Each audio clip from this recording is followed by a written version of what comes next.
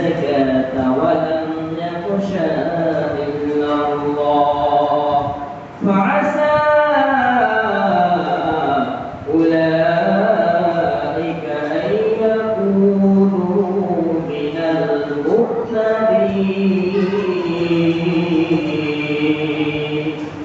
আল্লাহ পাক রব্বুল আলামিন বলেন মুশরিকগুলো কেবল তারাই ইবাদত করতে পারে যাদের অন্তরে আল্লাহ পাক রব্বুল আলামিন ছাড়া কোনো ভয় নেই এবং তারা পরকালের প্রতি বিশ্বাস স্থাপন করে এবং আল্লাহ পাক রব্বুল আলামিনের উপরে বিশ্বাস স্থাপন করে।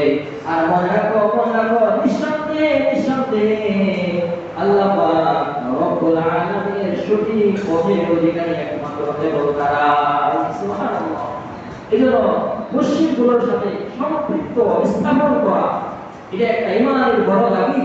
আর যদি আমরা মুশরিকদের সাথে সম্পর্ক রাখতে পারি তাহলে অবশ্যই মহান আল্লাহ পাক রব্বুল আলামিন কাল কিয়ামতের ময়দানে যখন আরশের ছায়া ছাড়া কোনো ছায়া থাকবে না, সেই মুসিবতের সময় আরশের ছায়ায় আমাদেরকে আল্লাহ স্থান দেবে। সকলে বলি আমিন।